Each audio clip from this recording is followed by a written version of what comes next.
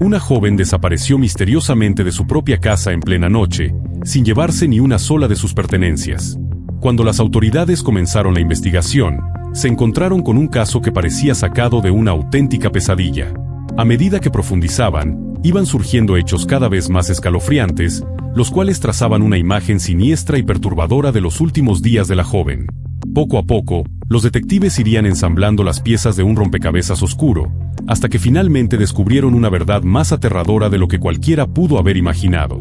LWYCK nació el 17 de mayo de 1995 en la ciudad de Minneapolis, en el estado de Minnesota. Años más tarde, junto con sus padres y su hermana, se mudó al estado de Ohio, estableciéndose en la tranquila comunidad de Westchester. Desde pequeña, ella se destacaba por su creatividad natural. Solía fabricar adornos y manualidades con materiales simples, y tenía una pasión especial por la ropa llamativa, colorida y fuera de lo común. Su estilo único la hacía resaltar entre los demás. También tenía una conexión profunda con la naturaleza. Le encantaba trepar árboles, colgar su hamaca y pasar horas disfrutando de la paz que ofrecía el aire libre. Después de terminar la preparatoria, ella estudió en un colegio local donde obtuvo su licencia como cosmetóloga. Luego comenzó a trabajar en una peluquería, donde se dedicaba con entusiasmo a embellecer a sus clientas. Para el verano del año 2018, con tan solo 23 años, vivía sola y seguía ejerciendo como estilista profesional. El domingo 29 de julio, recibió la visita de un amigo. Pasaron un rato agradable en el patio trasero, conversando tranquilamente antes de que él se despidiera y se marchara. Más tarde, ella intercambió algunos mensajes con otros amigos. Pero al día siguiente, su silencio fue total. El lunes, dejó de responder mensajes. Sus amigos comenzaron a inquietarse. Llamadas, mensajes, intentos desesperados de contacto, todo fue inútil. Su celular estaba apagado. Preocupada, su madre condujo hasta la casa de ella. Allí encontró su automóvil estacionado junto al garaje. Dentro de la casa estaban todas sus cosas. Todo, excepto su teléfono móvil. El ambiente era desconcertante. Algo no encajaba. Su madre no dudó ni un segundo y se comunicó con la policía. Al llegar los agentes, la mujer compartió una sospecha que llevaba tiempo en su mente. Estaba casi segura de quién podía estar detrás de la desaparición de su hija. Ella, en múltiples ocasiones, había confesado que desde hacía meses alguien la acosaba. Un hombre desconocido, cuya identidad seguía siendo un misterio, la perseguía sin descanso. Todo había comenzado en febrero de 2018, 6 meses antes de que ella desapareciera. Un usuario anónimo empezó a contactarla por redes sociales. Al principio, sus mensajes parecían inofensivos. Pero con el tiempo, el tono fue cambiando. Su comportamiento se tornó cada vez más siniestro. Las palabras que usaba, la forma en que se dirigía a ella, comenzaron a ponerle los pelos de punta. Llegó incluso a preguntarle qué pensaba sobre las masacres. La policía comprendió rápidamente que no se trataba de una simple desaparición. Algo más profundo y turbio se escondía detrás de aquella fachada de normalidad. El historial digital de ella se convirtió en una pieza clave en el rompecabezas. Revisando sus redes, descubrieron un patrón inquietante de acoso sistemático, un rastro de miedo constante que ella había intentado ignorar durante meses. Cada nuevo mensaje del desconocido parecía más oscuro que el anterior, como si su mente estuviera inmersa en una espiral peligrosa. Ella lo había mencionado, pero nadie pensó que llegaría tan lejos. En su entorno más cercano, pocos sabían lo que realmente vivía ella. Aunque mostraba una cara alegre y extrovertida, en privado comenzó a sentirse acechada. Cambiaba de ruta cuando salía del trabajo, evitaba ciertos lugares, y sus noches ya no eran tranquilas. El miedo empezó a filtrarse en su rutina. Intentaba disimularlo, seguir adelante con su vida, pero algo dentro de ella le decía que su acosador no se detendría. Por eso, cuando desapareció, su madre no dudó. Ese nombre, esa sombra, era lo primero que cruzó por su mente. Lo más aterrador era que, hasta ese momento, no había pruebas tangibles. Solo palabras, mensajes, señales. Pero detrás de ese muro digital se escondía alguien real, alguien capaz de acechar, manipular y, quizás, de hacer daño. Los agentes sabían que el tiempo corría. Y cuanto más tardaran en encontrar al responsable, menores serían las probabilidades de hallar a ella con vida. El comportamiento de aquel hombre se volvió cada vez más inquietante. Ella intentó bloquearlo en varias ocasiones, pero él siempre encontraba la forma de volver a contactarla. Creaba nuevas cuentas bajo distintos nombres o simplemente se comunicaba con ella a través de otras redes sociales. La persecución parecía interminable. Sin embargo, lo que vino después fue mucho peor. En abril, ella recibió un video grabado desde la ventana de su casa, a altas horas de la noche. En la grabación, ella aparecía en su cocina, completamente ajena, entretenida pegando calcomanías en un álbum. La cámara estaba a menos de 1 metro de distancia. El verdadero horror no estaba en la cercanía de la grabación, sino en lo que hacía la persona detrás de la cámara. El acosador, completamente desnudo, se estaba tocando mientras espiaba a ella. Aquel acto despreciable fue solo el principio. En los días siguientes, ella recibió más fotografías y videos con contenido similar. El pánico se apoderó de ella. No solo se sentía observada, sino que ese hombre estaba logrando entrar en su propiedad, acechándola en los momentos más íntimos. Y lo más perturbador era que, de algún modo, había conseguido su dirección, a pesar de que ella jamás la publicó en ningún sitio. Al límite del miedo y desesperación, decidió acudir a la policía. Les entregó todo lo que tenía: capturas de pantalla, mensajes, los enlaces de los perfiles falsos y las grabaciones tomadas desde el exterior de su casa. Pero la reacción de las autoridades fue decepcionante. No consideraron que ella estuviera en un peligro real. Clasificaron el caso como simple acoso telefónico, ignorando por completo la gravedad de la situación. No abrieron una carpeta de investigación por acoso sexual o allanamiento. Su respuesta fue superficial y negligente. Ella esperaba protección. En su lugar, recibió indiferencia. Los investigadores hicieron un intento por rastrear al hombre detrás de los perfiles, pero pronto se encontraron con un obstáculo. Él usaba números virtuales generados a través de un sitio especializado. Para obtener cualquier dato, necesitaban una orden judicial. Pero el proceso legal les pareció demasiado engorroso. Decidieron dejarlo pasar. El caso fue archivado sin más. Ni siquiera añadieron las pruebas visuales, los videos grabados desde su ventana, como evidencia. Eso, a pesar de que era una violación clara de la privacidad y una amenaza directa a la seguridad de ella. Lo único que recibió de la policía fueron recomendaciones genéricas. Le dijeron que evitara salir por las noches, que cerrara bien las cortinas de su casa y que considerara tomar clases de defensa personal. Nada más. Ella quedó devastada.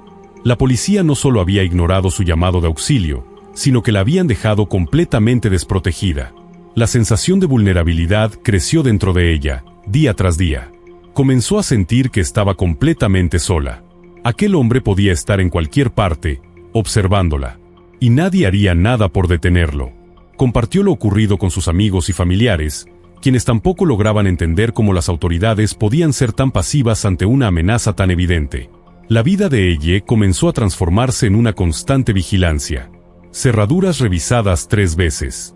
Cortinas siempre corridas. Miradas nerviosas al pasar frente a cualquier ventana. La joven, que alguna vez disfrutaba de su libertad y su independencia, ahora vivía en una prisión sin barrotes. Las recomendaciones vacías de la policía no bastaban. Su acosador seguía ahí, en las sombras, moviéndose sin dejar huella, protegido por el anonimato que ofrecía el mundo digital. Su presencia se sentía incluso en el silencio, como un aliento helado detrás de la nuca. Lo más triste de todo era la resignación. Ella, una mujer fuerte, creativa, decidida, había sido reducida al miedo más profundo. Lo que comenzó con mensajes incómodos evolucionó en una pesadilla que alteró cada aspecto de su existencia. La impunidad con la que actuaba su acosador era un reflejo de un sistema que falló en protegerla. Ni las pruebas más explícitas, ni el riesgo evidente, fueron suficientes para activar una verdadera respuesta institucional. Lo que debía ser una denuncia escuchada y atendida, se convirtió en un grito ahogado entre trámites y apatía. A pesar de todos los esfuerzos de ella por cortar todo contacto, los mensajes del acosador seguían llegando. Eran constantes, insistentes, como una gota que taladra la roca con el tiempo. No importaba cuántas cuentas bloqueara, siempre aparecía una nueva. Esta pesadilla incesante comenzó a cobrarle factura emocional. Ella desarrolló severos problemas de ansiedad y depresión. Su vida entera giraba en torno al miedo.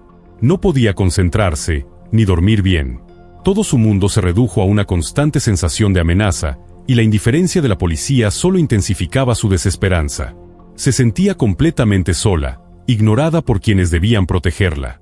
Su madre, angustiada por el sufrimiento de su hija, también trató de insistir con las autoridades. Finalmente, Un par de patrullas fueron enviadas a la casa de ella. Pero el operativo fue casi simbólico. Los oficiales condujeron por la calle, se detuvieron unos minutos y luego se retiraron. Nada cambió. Todo siguió igual. La pesadilla se prolongaba. Así pasaron los días hasta que llegó mayo. Una noche, mientras hablaba del tema con un amigo cercano, ocurrió un giro inesperado. Su amigo, utilizando uno de los perfiles falsos del acosador en Snapchat, logró rastrear su cuenta real. Descubrió que el perfil pertenecía a un hombre llamado Michael Strauss. Ella lo conocía. Había salido con él cuando tenía apenas 17 años. Fue una relación breve, sin profundidad, y desde entonces no habían mantenido contacto alguno. Saber que detrás de todo estaba alguien de su pasado fue un golpe devastador. Inmediatamente volvió a contactar a la policía con esta nueva información, esperando por fin una acción concreta. Pero la respuesta fue la misma de siempre: indiferencia. No interrogaron a Michael, no lo buscaron, no hicieron nada para protegerla. El hecho de que ahora supieran su identidad no cambió absolutamente nada. Ella continuaba expuesta, vulnerable, sola. Con el tiempo, los mensajes de Michael se tornaron aún más oscuros. Ya no se trataba solo de acoso. Ahora había amenazas explícitas. Ella vivía en un estado de pánico permanente. No quería quedarse sola en casa. Por eso, sus amigos comenzaron a turnarse para pasar la noche con ella, tratando de brindarle un mínimo de seguridad. Pero el día que desapareció, ninguno de ellos pudo quedarse. Ella le pidió a un amigo que había estado de visita más temprano que pasara la noche allí. Sin embargo, él estaba sufriendo un fuerte dolor de muelas y creyó que no sería buena compañía, así que decidió no quedarse. Fue una decisión que lo marcaría para siempre. Tras la desaparición, la actitud de la policía cambió de forma repentina. Por fin comenzaron a actuar.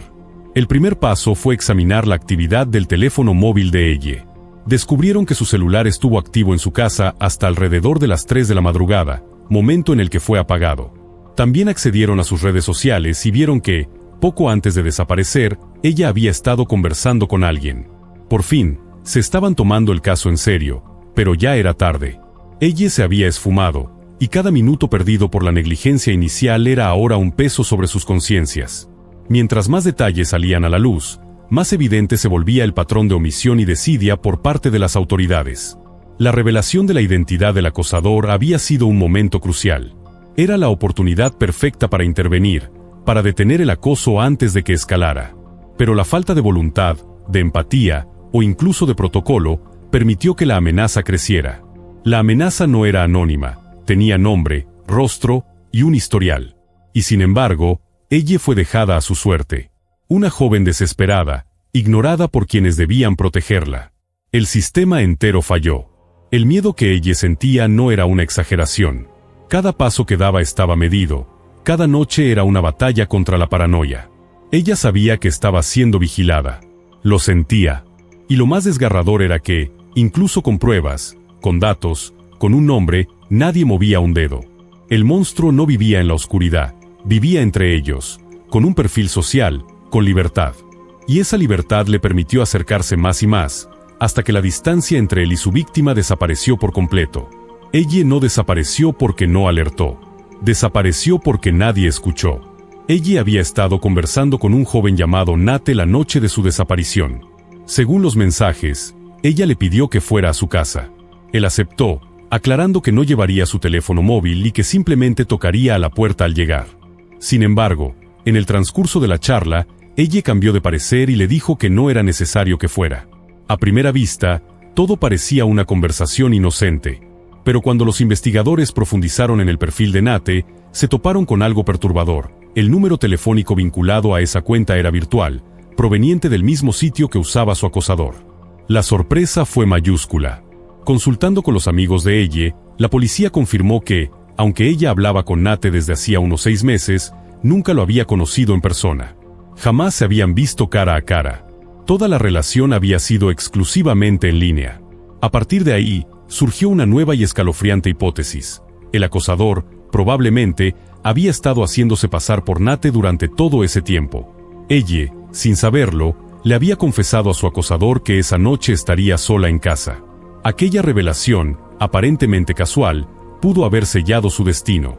Con esta información crítica en la mano, Las autoridades finalmente solicitaron una orden judicial para rastrear y analizar todos los datos asociados a las cuentas falsas que habían acosado a ella durante meses. Los resultados no dejaron lugar a dudas. Todas las pistas conducían a Michael Strauss. Todos los perfiles, mensajes y números virtuales estaban conectados a él. Un detalle estremecedor fue que todos los perfiles falsos dejaron de estar activos justo la noche en que ella desapareció. En ese instante, los detectives centraron toda su atención en Michael. Al revisar su pasado, encontraron un historial criminal extenso y alarmante.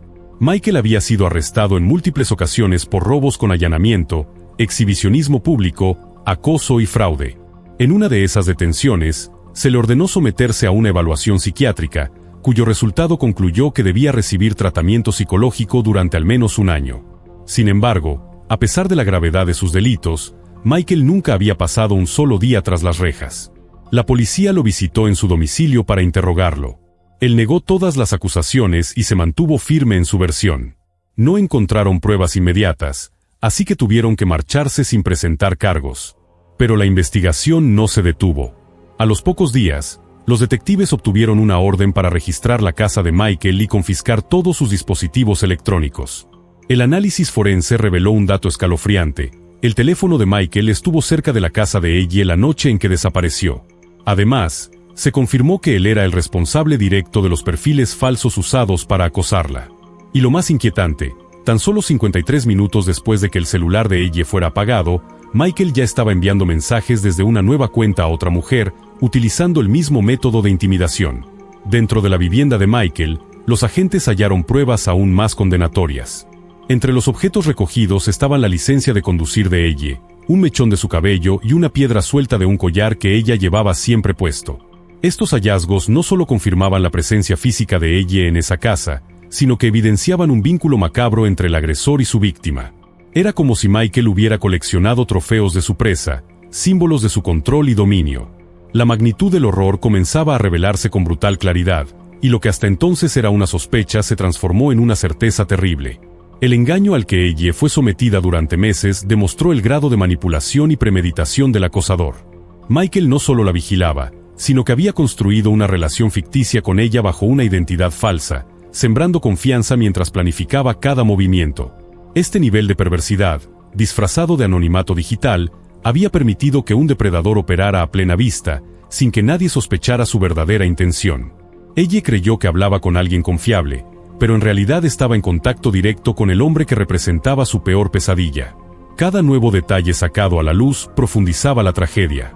No se trataba de un ataque impulsivo ni de un acto aislado. Era una operación cuidadosamente diseñada, ejecutada con frialdad y paciencia.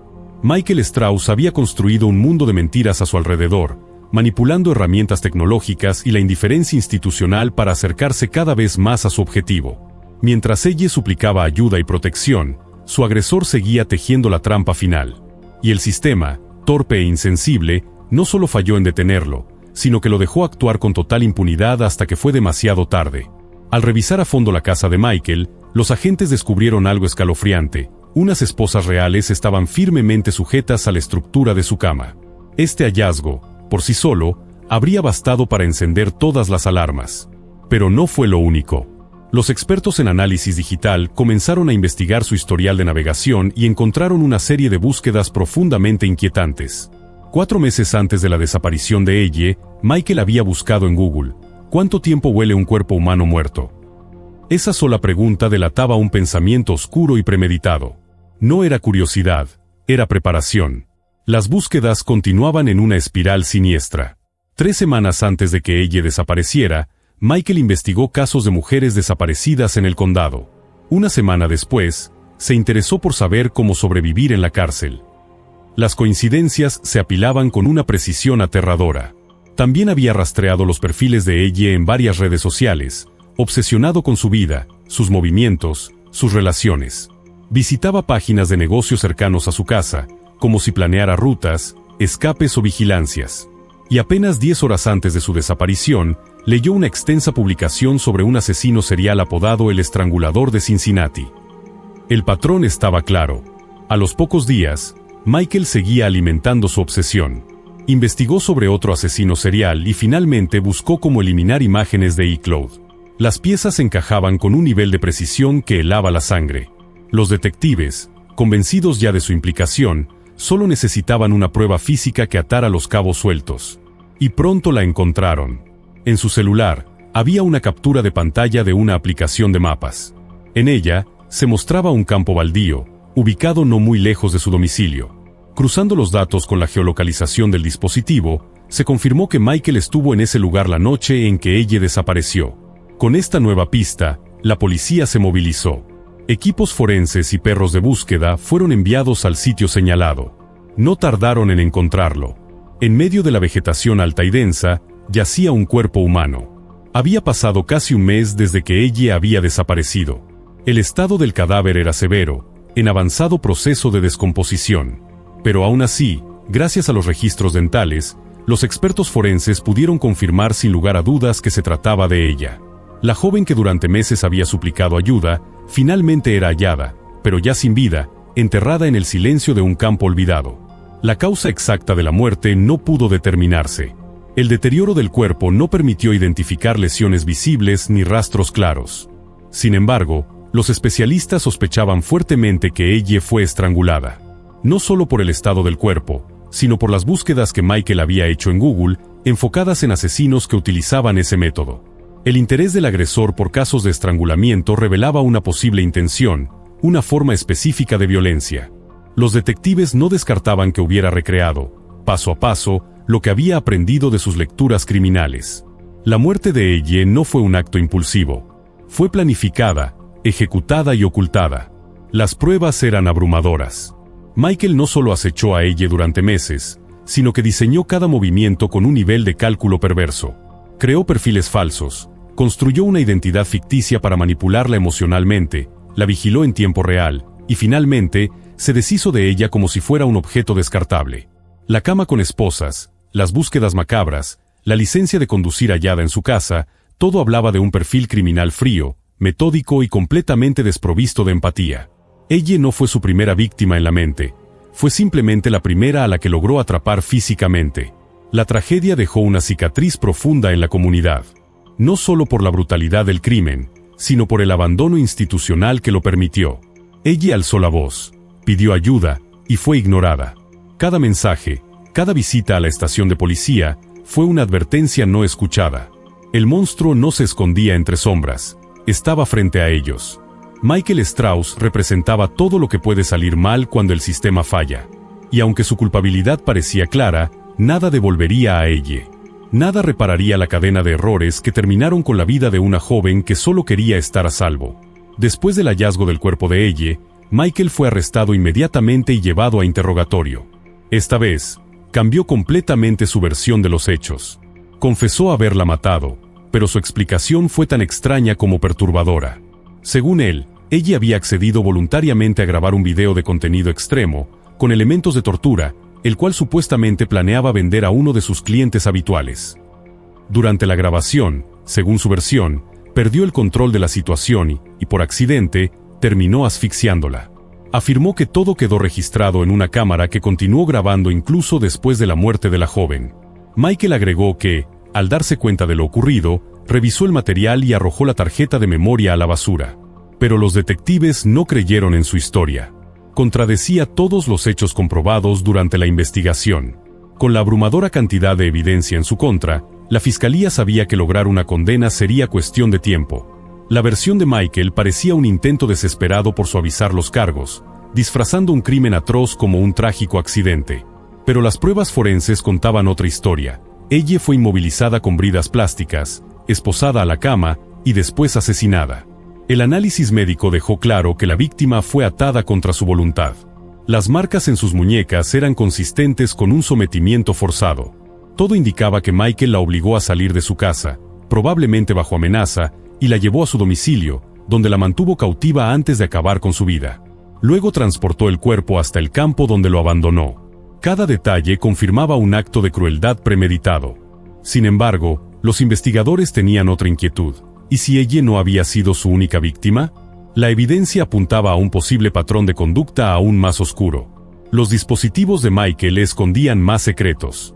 Además del material relacionado con ella, Los peritos encontraron decenas de fotografías y videos de mujeres desconocidas.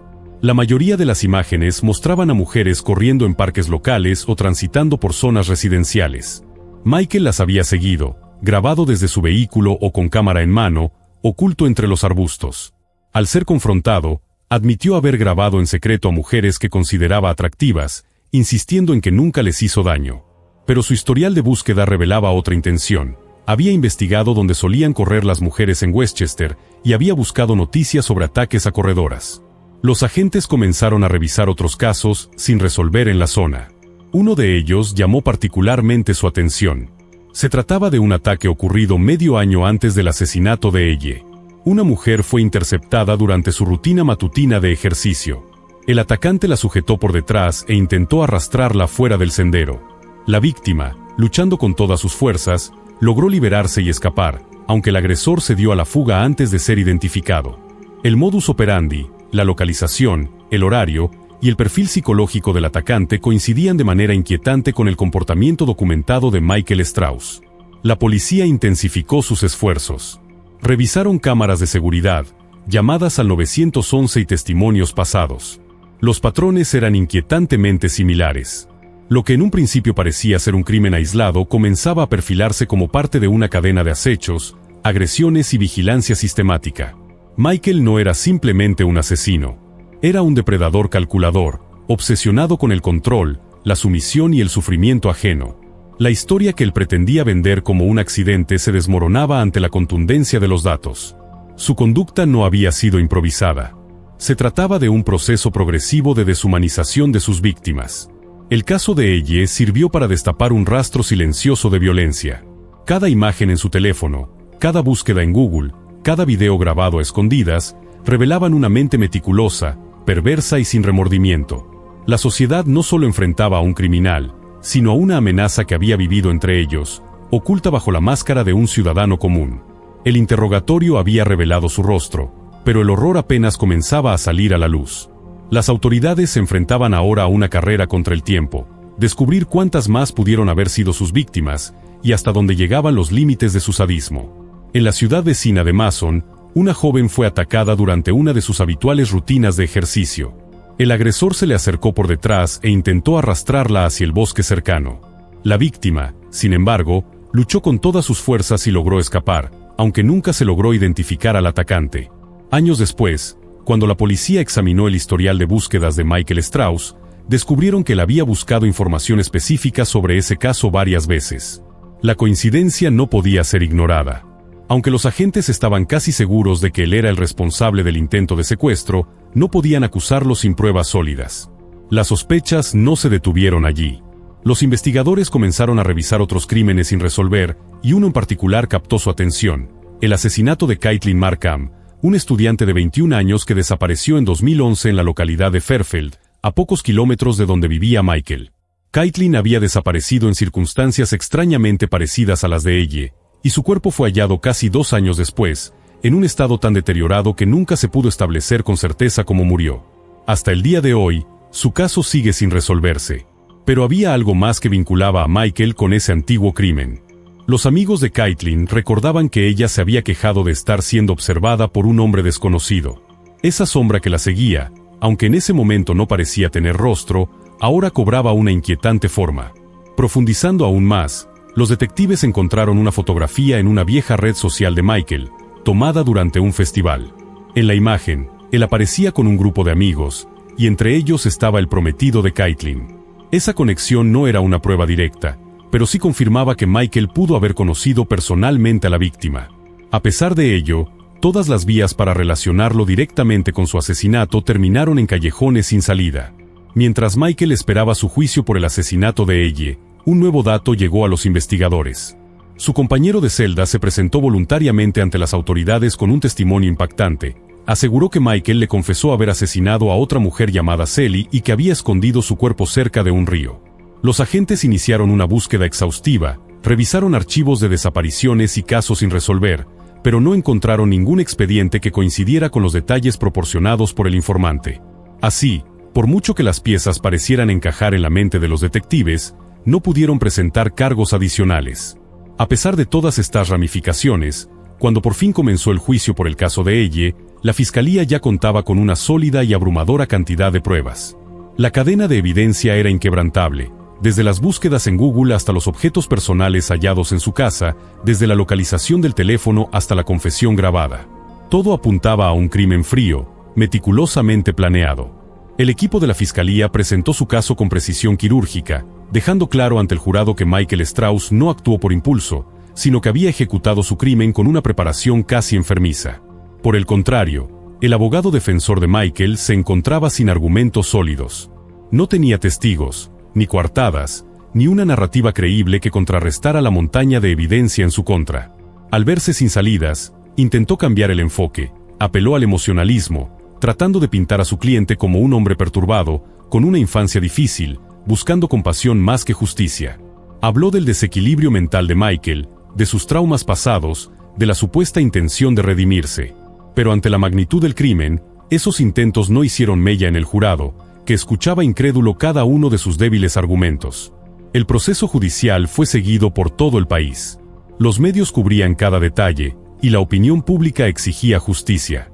Elle se había convertido en un símbolo de cuántas veces una víctima es ignorada, de cómo la indiferencia puede abrirle paso al horror. Las instituciones que no la protegieron ahora observaban impotentes cómo sus errores se convertían en evidencia de negligencia. Cada búsqueda en Internet, cada cuenta falsa, cada imagen captada a escondidas, era un testimonio de lo lejos que puede llegar un depredador cuando se le permite actuar impunemente.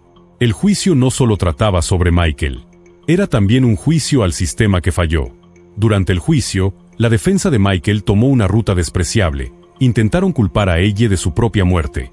Su abogado alegó que la joven sufría de ansiedad y depresión, condiciones que la llevaban a tomar medicamentos. Según él, esos medicamentos fueron los que provocaron su fallecimiento. Una teoría absurda y ofensiva.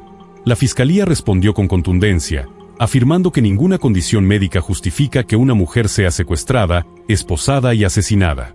Elle no murió por sus pastillas. Murió porque alguien decidió arrebatarle la vida. Murió por la crueldad y perversión de un hombre que la acosó durante meses sin que nadie la protegiera.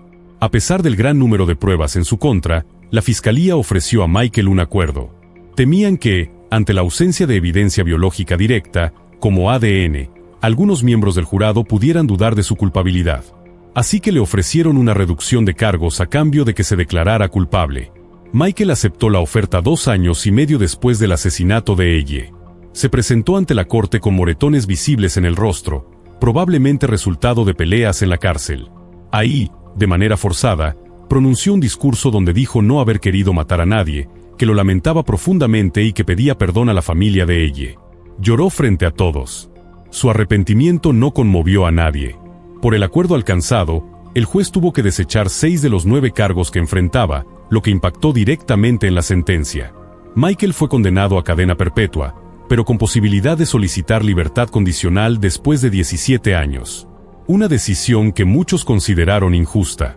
Aunque tiene derecho a pedirla, eso no significa que se la concedan. El Comité de Libertad Condicional puede rechazar su solicitud cuantas veces sea necesario.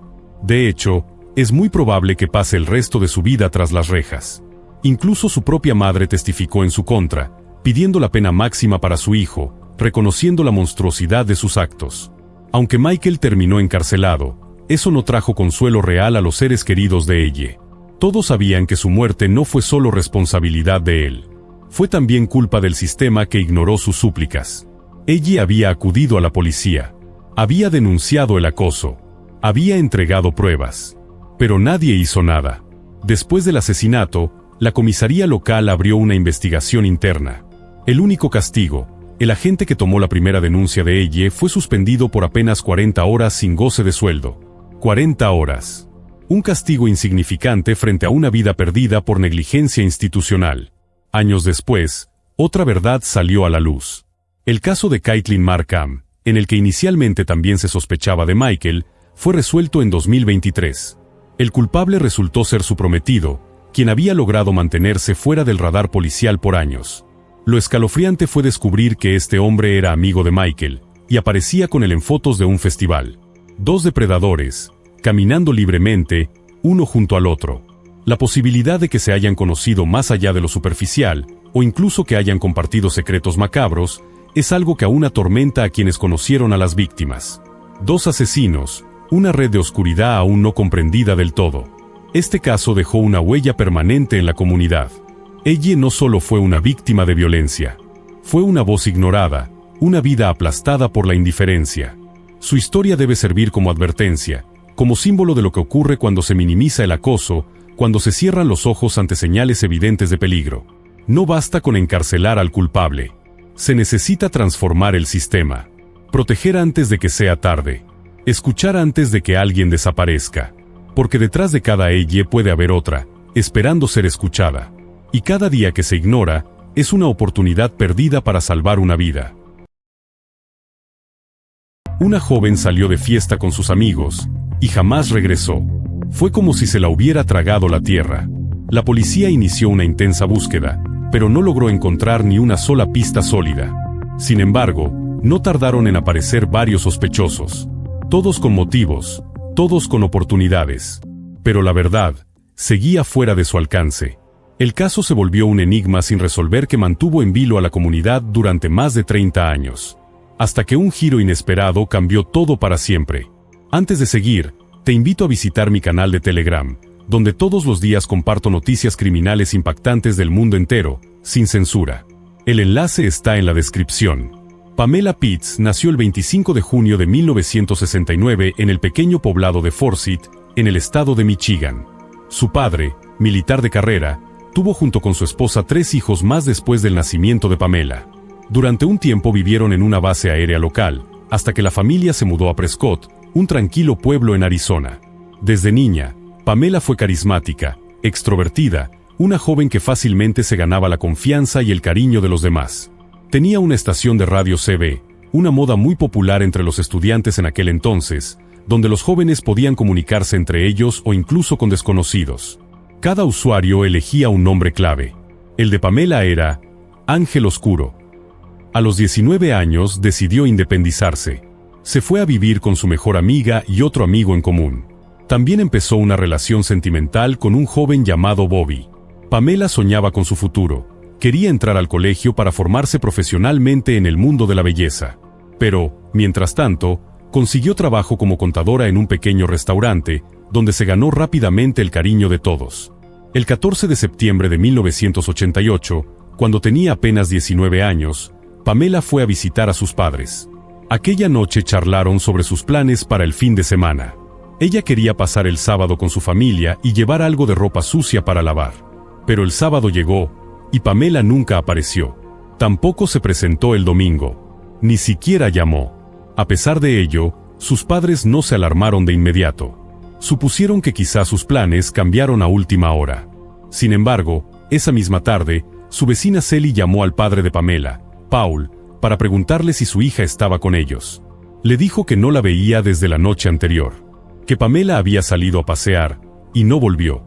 En un principio, Paul no se preocupó demasiado. Pensó que su hija se había quedado con algún amigo. Pero al día siguiente, preocupado por la falta de noticias, decidió llamar al restaurante donde trabajaba. Ahí se enteró de algo que lo dejó helado.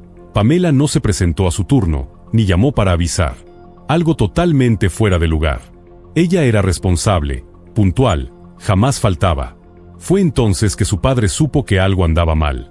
Y no perdió más tiempo, fue directo a la policía.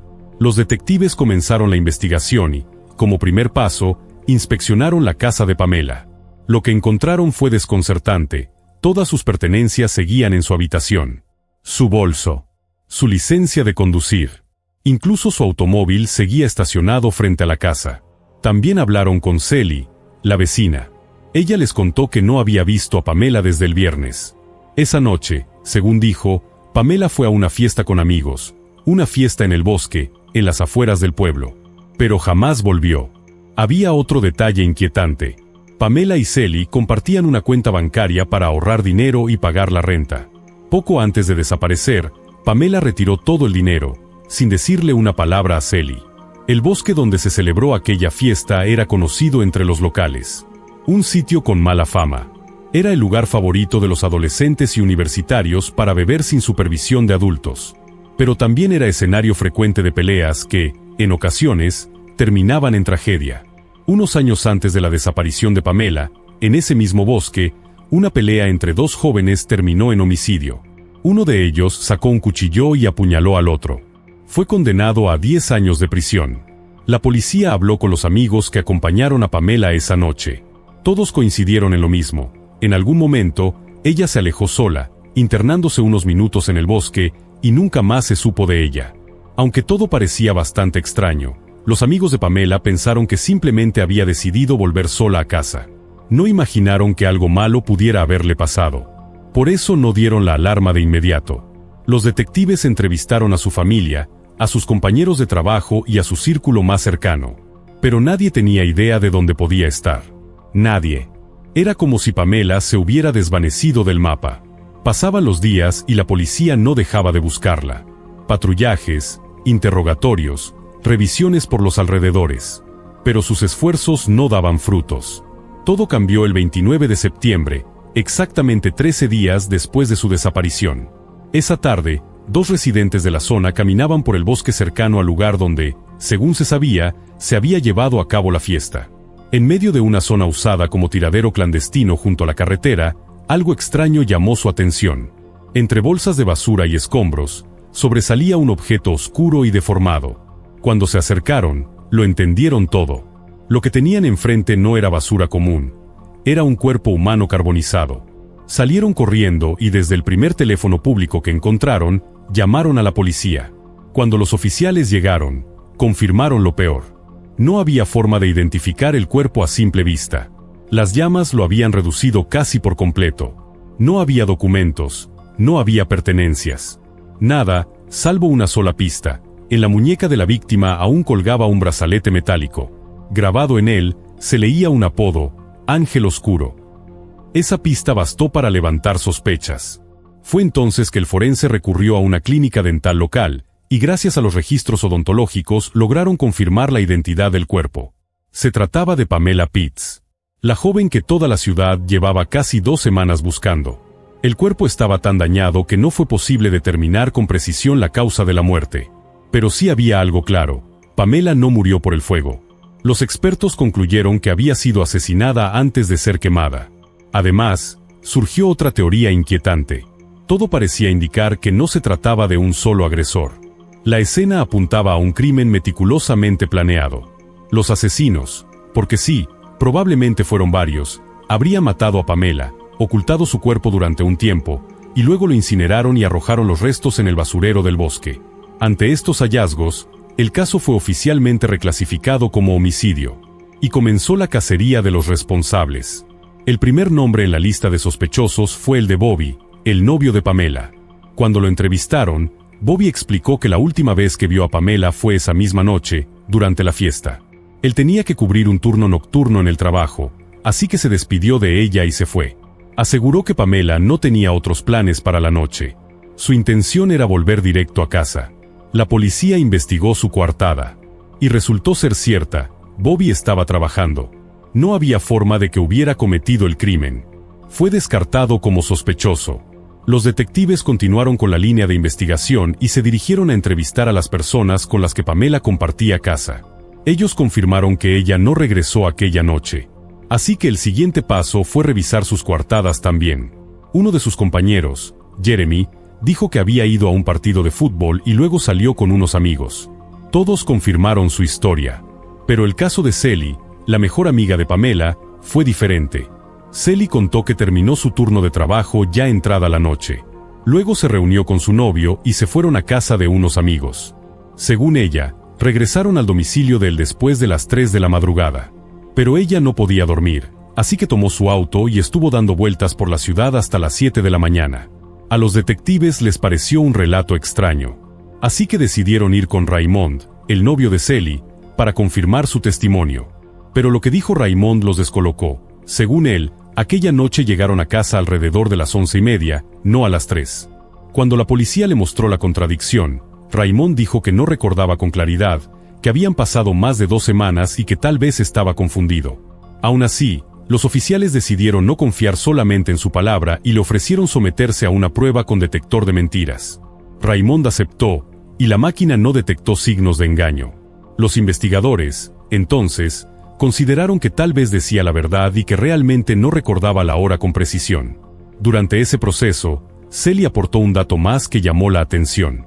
Según ella, en los días previos a su desaparición, Pamela estaba pasando por problemas económicos. No tenía dinero suficiente para pagar su parte de la renta y había considerado la posibilidad de regresar a vivir con sus padres. Esto, sumado al hecho de que retiró todos los ahorros que compartían en su cuenta bancaria justo antes de desaparecer, llevó a los detectives a considerar un posible motivo financiero detrás del crimen. Pero muy pronto, recibirían una pista mucho más reveladora. Fue entonces cuando apareció una nueva pista. Un conocido de Pamela se presentó ante la policía con una historia inquietante. Dijo haber oído a un sujeto presumir, sin ningún pudor, que había asesinado a una joven. Este hombre, según contó, se autodenominaba satanista y afirmaba haberle asestado a Pamela varios golpes con un picahielos antes de realizar un supuesto ritual de sacrificio humano. La policía lo localizó de inmediato. Lo interrogaron, pero él negó cualquier participación en el crimen. Los detectives no encontraron pruebas que lo vincularan con la escena ni con la víctima. Y lo más importante, el informe forense no reveló heridas compatibles con un picahielos. Ninguna. La versión del supuesto ritual satánico se desmoronaba por sí sola. Pero no pasó mucho tiempo antes de que llegara otra pista. Uno de los jóvenes que había asistido a la fiesta en el bosque mencionó a una mujer que, según él, podría tener un motivo para atacar a Pamela. Se trataba de Melinda, una chica con fama de violenta. Ya había estado involucrada en varias peleas callejeras. Y, de acuerdo con su testimonio, esa noche tuvo una discusión acalorada con Pamela, que terminó en una brutal golpiza. La policía localizó a Melinda y la interrogó. Ella negó todo. Aseguró que ni siquiera asistió a esa fiesta, que esa noche estuvo en un concierto de una banda local en un hotel cercano. Los detectives no quedaron convencidos. Solicitaron al fiscal que organizara una audiencia de declaración bajo juramento. Melinda fue citada junto con varios asistentes de la fiesta. Una vez más, ella repitió su historia. Pero nadie pudo confirmar su coartada. En cambio, sí hubo varios testigos que afirmaron haberla visto en la fiesta. Las dudas se multiplicaron. La presión aumentó. 4 meses después, Melinda fue arrestada. No por asesinato, sino por haber mentido bajo juramento. Sin embargo, su tiempo tras las rejas fue breve. 10 meses después, salió en libertad. La policía no pudo presentar pruebas sólidas que la vincularan directamente con el homicidio de Pamela Pitts. Apenas recuperó la libertad, Melinda dejó el estado y nunca volvió a su ciudad natal. Su huida solo alimentó las sospechas, pero el caso volvió a quedar estancado. Sin testigos nuevos, sin pruebas nuevas, sin avances. Así pasaron los años, hasta que ocurrió algo completamente inesperado. El 25 de mayo de 1991, un grupo de estudiantes exploraba una vieja mina abandonada en las afueras de Prescott, cuando hicieron un hallazgo espeluznante. En el fondo de esa mina encontraron un cadáver, el cuerpo de un hombre envuelto en la carcasa de un colchón de agua. El nivel de descomposición indicaba que llevaba semanas muerto. El forense lo identificó. Era Raymond Clerks, el novio de Sally, la excompañera de casa de Pamela. La causa de muerte fue clara. Le habían disparado en la cabeza. Los detectives que llevaban el caso de Pamela se interesaron de inmediato. ¿Podía existir una conexión? Comenzaron a reconstruir los últimos días de Raymond.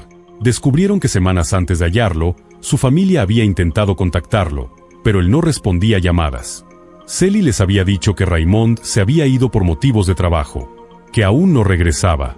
Pero todo cambió cuando él no se presentó a la boda de un familiar cercano. Ahí supieron que algo estaba mal. Muy mal. Una vez confirmado que se trataba del cuerpo de Raymond, la policía enfocó sus esfuerzos en encontrar al responsable. Lo primero que hicieron fue acudir con Sally. Ella afirmó no saber nada.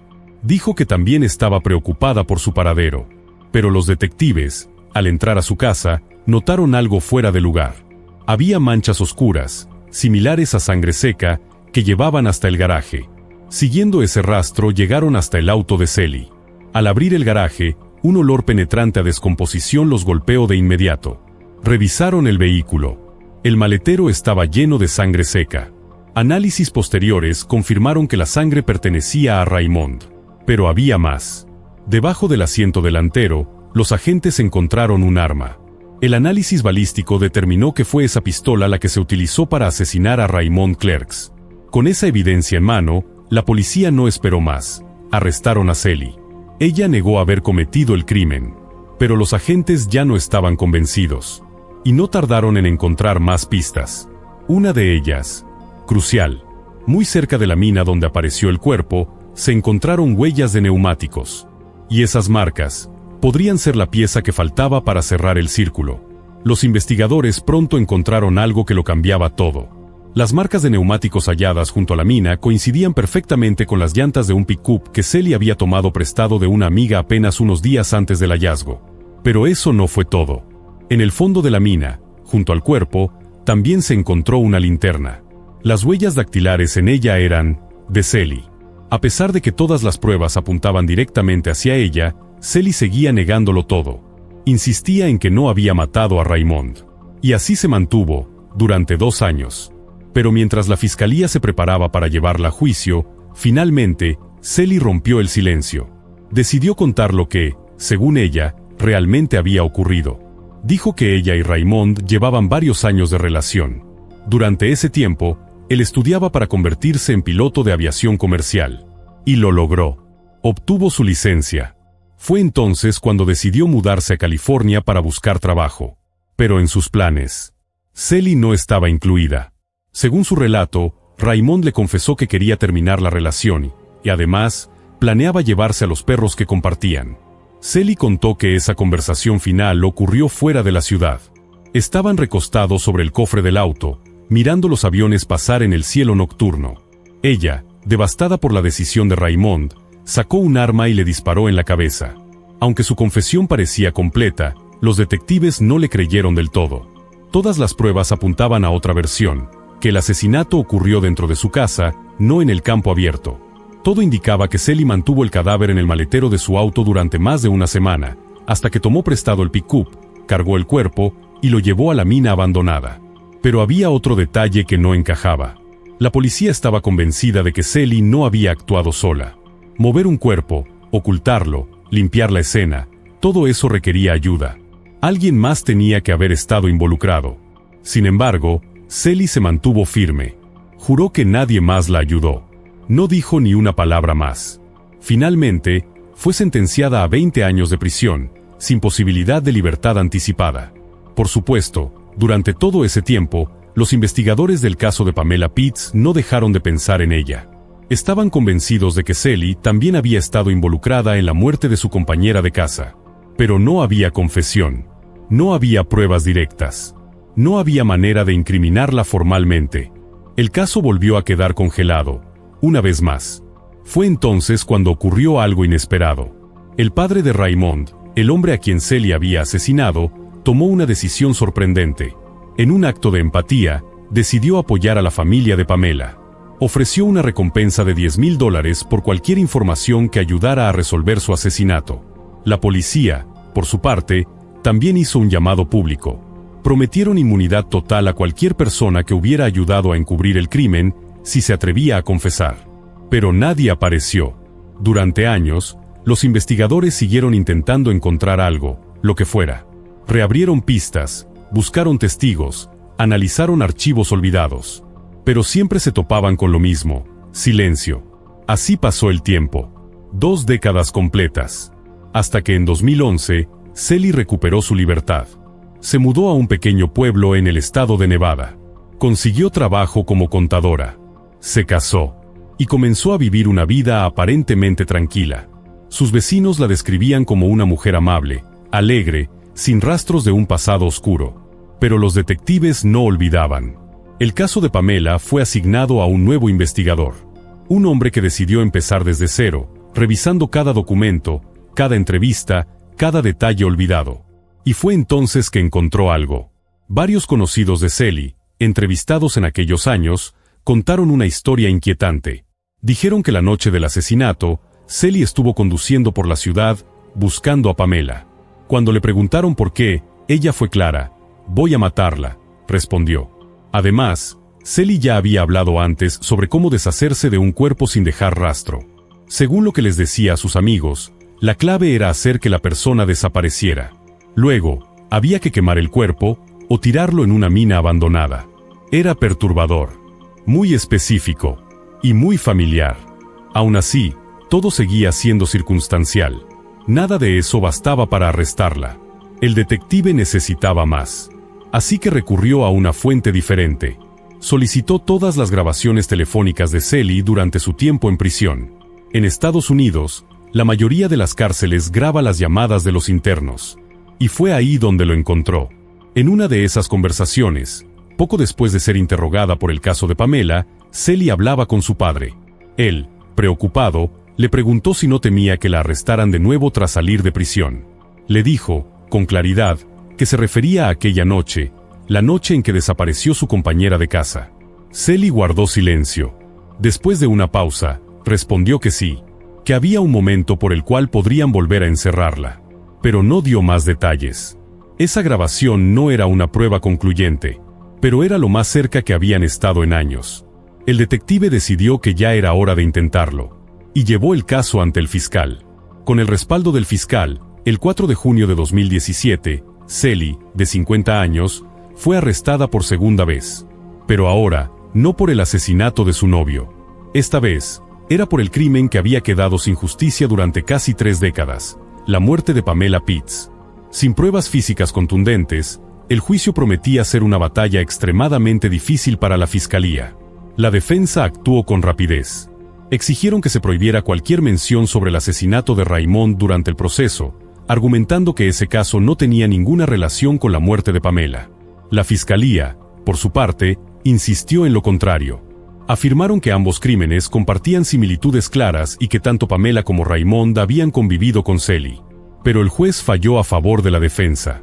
Ordenó que los jurados no supieran que Sally ya había sido condenada por un homicidio anterior. Ese golpe fue devastador para la acusación. Sin la posibilidad de usar su historial violento como contexto, y sin evidencia forense sólida, el caso se debilitaba gravemente. A esto se sumaban otros problemas. Muchos de los testigos clave habían fallecido o ya no recordaban detalles con precisión después de tantos años. Además, los abogados de Sally aprovecharon el hecho de que nunca se pudo establecer con certeza la causa exacta de la muerte de Pamela. Argumentaron que su fallecimiento pudo deberse a causas naturales o incluso a un accidente. La preparación del juicio se alargó durante 4 años. Y, al final, la fiscalía tomó una decisión difícil. Propusieron a Sally un acuerdo judicial polémico, pero eficaz. Si se declaraba culpable del asesinato de Pamela Pitts, no recibiría una nueva condena, sino que se le tomaría en cuenta el tiempo ya cumplido por la muerte de Raymond. Saldría libre, de inmediato. Los padres de Pamela aceptaron. Querían respuestas. Y sabían que, sin pruebas sólidas, había una alta probabilidad de que el jurado absolviera a Sally, dejando el caso sin resolver para siempre. En marzo de 2021, Sally aceptó el trato. Finalmente, contó su versión de los hechos. Relató que Pamela y ella eran mejores amigas. Compartían casa y también los gastos. Aún así, el dinero no alcanzaba. Por eso decidieron invitar a otro compañero a vivir con ellas, para repartir el peso económico. Pero ni eso bastó. Con el paso de los meses, Pamela le dijo que pensaba mudarse. Quería volver con su familia, ya no podía pagar su parte del alquiler. Aquello fue un balde de agua fría para Sally. Su relación con sus propios padres era mala, no tenía a dónde ir, y sabía que sin Pamela no podría seguir pagando la renta. La noche del crimen, Sally descubrió que Pamela había vaciado la cuenta bancaria común. No dijo una palabra, solo se subió a su auto, llena de rabia, decidida a encontrarla. La encontró en una fiesta, en medio del bosque. Se la llevó aparte. Discutieron. Y entonces, Sally le dio un puñetazo en la cara. Pamela cayó al suelo. Sally no se detuvo. La golpeó una y otra vez, hasta que su amiga dejó de respirar. Todo ocurrió a escasos metros de otros jóvenes. Sally fingió. Cada vez que escuchaba pasos cerca, simulaba que estaban jugando. Se reía. Hablaba en voz alta, como si todo fuera una broma. Dijo que se sintió traicionada, que no soportó el dolor de perder a su amiga y su estabilidad. Esa sensación de abandono, de injusticia, la llevó a actuar con violencia. Igual que cuando Raymond le dijo que se iría a California y se llevaría a sus perros. Ese fue el final de su confesión. Por el acuerdo judicial, Sally no estaba obligada a revelar más. No tuvo que explicar cómo se deshizo del cuerpo. ni si alguien la ayudó. Sin embargo, los detectives están convencidos de que no actuó sola. Alguien tuvo que haberla ayudado a mover el cadáver y a quemarlo. Tal vez fue Melinda, aquella chica con la que Pamela tuvo una pelea esa noche. Pero sin una confesión o una prueba concreta, saberlo es casi imposible. Sally fue liberada ese mismo día. Regresó a Nevada. Retomó su vida como contadora. Siguió con su esposo. Tranquila. Libre. Y así, el caso de Pamela Pitts fue oficialmente cerrado. Pero para la policía, el misterio aún no ha terminado. Alguien más sabe la verdad. Y hasta que esa verdad salga a la luz, la justicia no estará completa. Aún hoy, persisten dudas clave. Nunca se logró esclarecer si Pamela realmente vació la cuenta bancaria conjunta, o si simplemente retiró su parte, considerando que ya no seguiría viviendo ahí. Y teniendo en cuenta que Sally falseó varios elementos en su confesión sobre el asesinato de Raymond, los detectives no descartan que también haya distorsionado los hechos en torno a la muerte de Pamela. A pesar de que los padres de la joven aceptaron el acuerdo judicial, el resultado del caso dejó un sabor amargo. Ellos confesaron que deseaban ver a Sally tras las rejas por el resto de su vida, pero también sabían que, sin pruebas sólidas, eso era prácticamente imposible. El padre de Pamela habló con la prensa tras el juicio. Dijo con firmeza: «Esa mujer ha sido declarada culpable de asesinato 2 veces. Le recomiendo a su esposo que esté atento y que duerma con un ojo abierto». Y así, aunque el caso quedó oficialmente cerrado, las preguntas sin respuesta continúan. ¿Sally dijo toda la verdad? ¿Actuó sola? ¿Fue Pamela una víctima de una reacción desmedida o de algo más oscuro y planificado? Solo una persona lo sabe con certeza. Comparte tu opinión sobre este caso en los comentarios. Y si este video te pareció impactante, no olvides dejar un like. También te invito a seguir nuestro canal de Telegram, donde todos los días publicamos los casos criminales más insólitos e inquietantes del mundo, sin censura. Gracias por acompañarnos.